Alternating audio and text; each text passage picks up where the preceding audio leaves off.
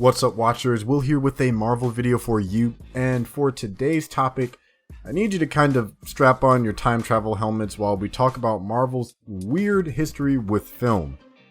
Now, if you're familiar with Marvel Studios' history, you know back in the 90s that they sold off a lot of their film rights to various other companies in order to avoid bankruptcy. This had a sort of strange looping butterfly effect that resulted in Sony obtaining Spider-Man, who they now share temporarily, Universal having the distribution rights to Hulk, who they also kind of share, and Fox obtaining the X-Men and Fantastic Four, who are basically on their last leg before the Disney acquisition takes place in the next year or so. These are just a few examples, but there's actually quite a couple more. But I bring that up because character rights set up and guided a lot of the decisions at Marvel. New Line Cinema held the Iron Man rights up until about 2005, Hulk and Black Widow following in 2006, and then Thor actually went into going pre-production while Iron Man went into regular production.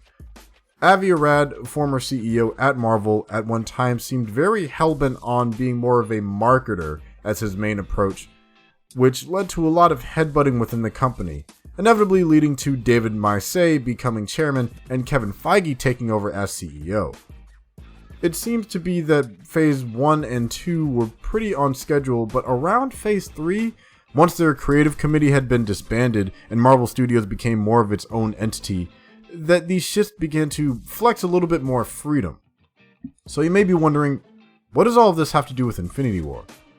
Well, Infinity War always seemed to be the end goal at the end of the road, but to get there may have been a different path depending not just on the success of the solo films, though that would play a pretty significant role, also the control and direction of the studios themselves. Remember when the Oscorp Tower from Amazing Spider-Man was supposed to make a cameo in Avengers, but they didn't have enough time for it, so it ended up being scrapped? Had Avengers 1 not been the lightning in a bottle that it was, Avengers 2 may have actually skipped a lot of plot development and jumped right into using Thanos. It makes you wonder if the success would have been the same if the roster was something like Captain America, Black Widow, Ant-Man, Spider-Man, Iron Man, and Cloak and Dagger. So, that's my question. Let's say that Avi Arad still had creative control and Avengers 1 wasn't the behemoth that it ended up being.